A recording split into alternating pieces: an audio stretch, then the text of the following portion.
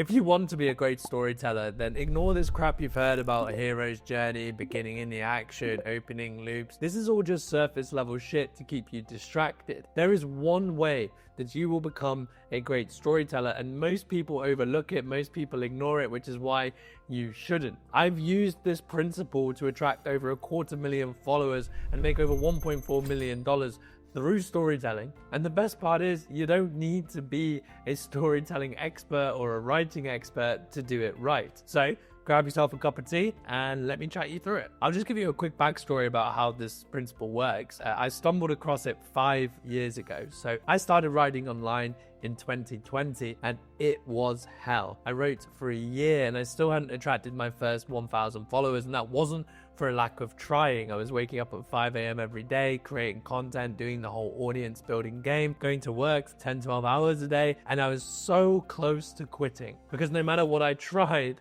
nothing seemed to work. And then everything changed on August the 21st, 2021. Because what happened was I posted my first personal story on Twitter. You see, before this point, I thought the whole point of writing online was just to talk about stuff that people had to do. I thought no one really cared about you as a person, just what you had to say, and how wrong I was. So I had this post. It had been gathering dust in my drafts for months, I think, and then my ex-girlfriend saw it and she was like, you have to post this. So I put it online. I logged off because I hate going on social media after I post, and I thought, you know what? That thing is gonna die. It's very embarrassing. Let's just leave it. And then I woke up in the morning to a message from my girlfriend saying, have you checked your Twitter? Okay, and she knows that I don't go on social media until in the afternoon. I was like, let's have a little look. And when I opened up my laptop, I couldn't believe my eyes because my post had gone viral. My audience had gone from 1,000 followers to about 2.5k overnight, and there were millions and millions of impressions. But it wasn't the virality that wasn't important, although it was greatly appreciated at the time. It was what happened in the DMs, because I had hundreds of messages from people sharing how my ideas had impacted them. Often, they were giving me their personal stories and their experience, and I was like, holy shit, this is precisely what I wanted all along. And I realized something.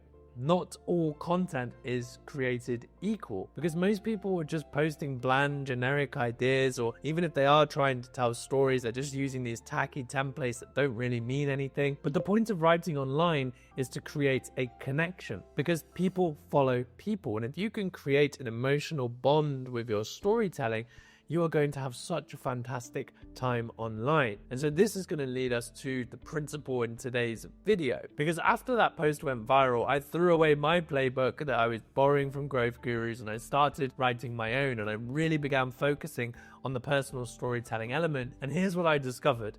The secret to great storytelling is not how clever you are with your hooks. It's not how sophisticated you are laying seeds of curiosity and open loops. It's not how clever you can be with using the hero's journey. It is something much more simple. It's how relatable you are to the person you can help most. And what do people relate to? It's you being real, right? This is something that 97% of brands online completely screw up. They're just showing the polished, perfected side of themselves, but people aren't attracted to perfection. They're attracted to our rough edges, right? And in a time of almost infinite noise and this superficial bragging online, you can go so much further by being more vulnerable in your storytelling, by optimizing for relatability. So how do we do this? Well, I'm going to give you one rule and then one framework to execute it well. So this rule is something that I built for myself, and it came when I was chatting to my friend Charles, who's a professional storyteller. He said this thing that's stuck to me ever since. No point should be made without a story,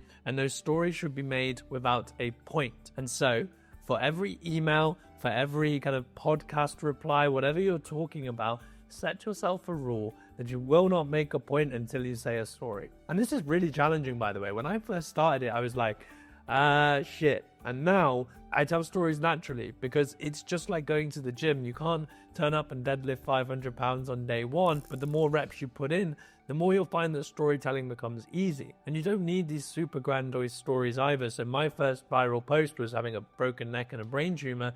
Right, you probably don't have that advantage to tap into, but the best stories are relatable, right? And so it's usually the small things, the things you're doing throughout your day. And so to do this rule well, what you want to be doing is going throughout your day and paying attention to what catches attention. And you just constantly look and say, how can I turn this into something useful for my one true fan? And you can begin to make quite a creative link there. So it doesn't necessarily have to be a story about the actual thing that you're doing. As an example, last night I went on a date with a girl that can't speak English and I can't really speak Spanish.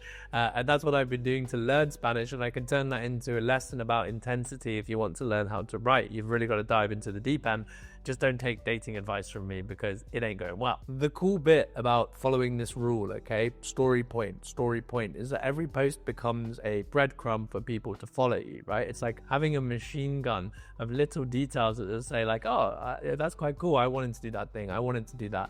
And I agree with that sort of perspective. And so if we start following this rule, okay, it's really going to open up your eye to the storytelling side. And by the way, just one more quick point with it. If you sit down at the end of your week or the start of your week to plan your content and you're like, okay, what stories do I have? It's going to be very difficult. Instead, you want to be collecting ideas like a squirrel collects nuts, right? Like you're constantly on your phone, just really taking these notes so that when you come to write your content, you have a list of potential stories that you can begin to fit in. And always remember that you tie the story into a lesson. So let me show you the framework for sharing these really cool micro stories. But before I do, just a quick note, your storytelling, it doesn't mean shit if you can't get people to pay attention to it. And so that's why I created a dead simple copywriting framework called the SUCKS framework. It takes 5 minutes to read, 3 minutes to implement, and you're going to find that whatever you post, content, emails, ads, it's going to be instantly more persuasive. The best part is it's free. You can download it at the link below.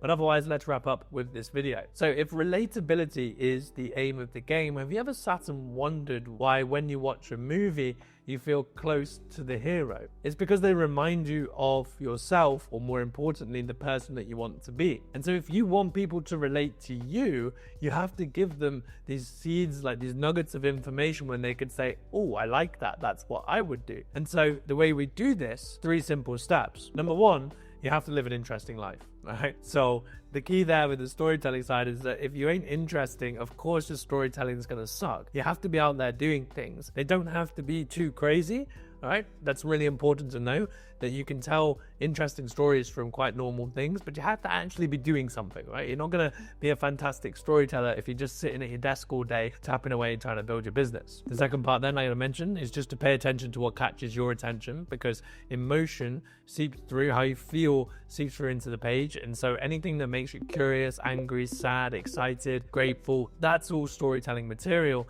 And then number 3 is to present them as micro stories. So the mistake that people make is that they put pressure on the perfection of storytelling, and so they never tell any of them. Instead, what you want to do is you want to tell these stories really quickly, 50, 100, 150 words, which is why social media is perfect for it, or email too, just using the stories in your hook. I have a really simple framework for telling these stories. It's called the HEAL framework, okay? It goes like this.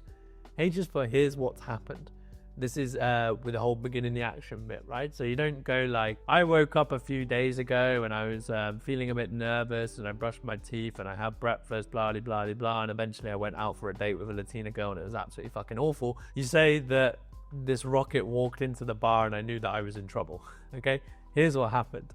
Then we have the emotion. Here's how I felt as a result. And so that's the important part here, because it's the emotion that we connect over. The key, by the way, with emotion is don't tell people how it felt. Don't say, I was scared. Say that your hand slipped off the glass because it was so sweaty, right? Like, you want to show people how you feel by describing the world around you or how you're responding to it. The next part is action, right? So here's what I did as a result of how I felt about what happened. Because that way, this is what people love to see in movies, is how the hero responds to conflict, okay? So, I might say that the girl walked in, I was incredibly nervous, and I thought, you know what, fuck it. You can't really lose here, so let's just be an idiot and see how it goes. And then the final bit is the lesson, okay? Because that's why we love stories, by the way. We've been using them as a way to pass on lessons for thousands of years, all right? concept, and so people always want to hear the lesson at the end. If there is no lesson at the end of a story, you've probably had this with like an old relative